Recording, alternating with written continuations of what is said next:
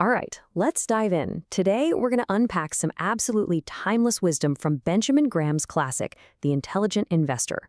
We're going to build a clear, simple plan for something I think we all want, a little more peace of mind with our investments.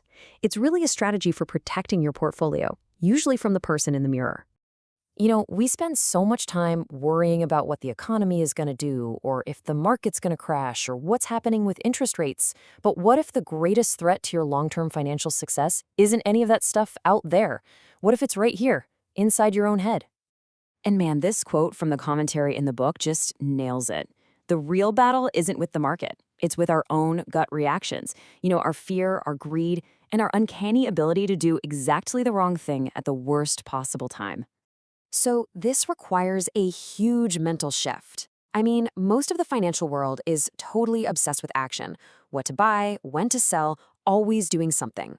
But what Graham teaches is that real success in investing comes from discipline, from knowing what not to do. It's about building a financial fortress, not trying to lead a cavalry charge. Okay, so let's start with the biggest challenge we all face, ourselves. In this first section, we're going to explore why our own instincts can be so dangerous when it comes to money. This analogy is just so powerful. We all like to think we'll be cool and rational when things get ugly. We say, oh yeah, if the market crashes, I'm buying the dip. But when the headlines are screaming disaster and your portfolio is bleeding red, your brain is just screaming, get out. Buying more at that moment feels like running into a burning building, not away from it. It's absolutely terrifying. And that's when our emotions completely hijack our best laid plans. So, since Graham understood this internal battle so well, he presents us with a fork in the road. He argues there are really only two sensible paths for an investor. You can be defensive, or you can be enterprising. On one side, you've got the defensive investor. Their main goal isn't to get rich quick. It's all about safety, avoiding huge mistakes, and honestly, just being able to sleep well at night. On the other side, there's the enterprising investor. This is the person who's willing to put in the serious time and the hard work to try and actually beat the market. So you have to be really honest with yourself here. Do you truly have the time, the skill, and the emotional steel to be an enterprising investor? For most people, and Graham was very clear about this, the answer is no. And there is absolutely zero shame in that. In fact, choosing the defensive path is a sign of wisdom, not weakness. So, assuming you've picked the defensive path, what's the actual plan? Well, Graham offers a beautifully simple and really powerful place to start: the 50-50 split. And this is the foundation, right here, a simple, balanced portfolio. Graham suggests starting with a default setting of 50% in stocks and 50% in high-quality bonds or cash. Think of it as the all-purpose program designed for balance and stability.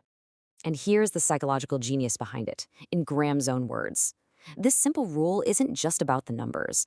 It gives you a framework, a sense of control.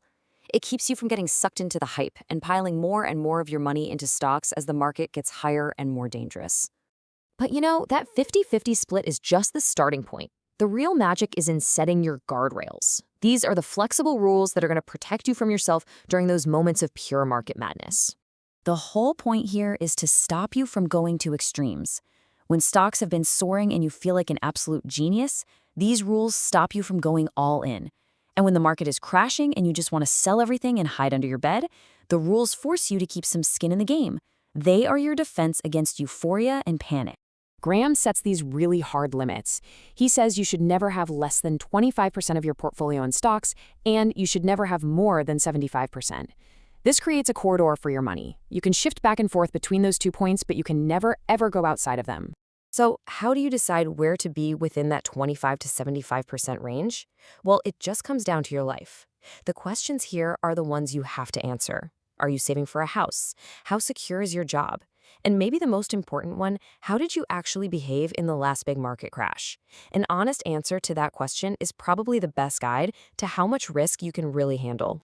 Now, manually tweaking your portfolio all the time might sound kind of complicated, but there's a simple automated technique that perfectly applies Graham's principles.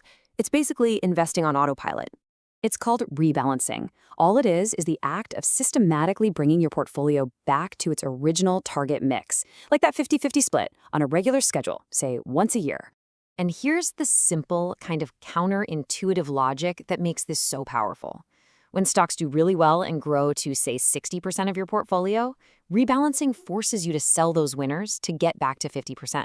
And when stocks do terribly and fall down to 40%, it forces you to buy more when they're cheap. It literally automates the principle of buying low and selling high. Let's just look at the actual numbers here. Say your stocks fall 20%, from $5,000 down to $4,000, but your bonds gain 20%, rising up to $6,000.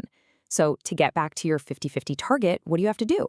You sell $1,000 of the thing that went up, the bonds, and you buy $1,000 of the thing that went down, the stocks. You just bought low and sold high, without any emotion or guesswork involved.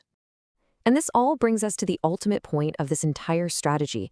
The real goal here isn't just about the numbers on a page. It's about freedom. It's about totally redefining what it even means to be a successful investor. The objective isn't to take on the impossible task of outsmarting everybody else. It's about accepting that you can't predict the future. So the real goal is to create a structure, a set of rules that will allow you to do well regardless of what the market does. It's about preparation, not prediction. And we'll end on this final perfect thought.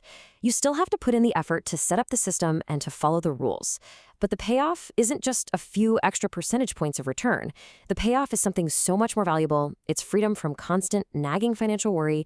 And really, what could be a better return on your investment than that?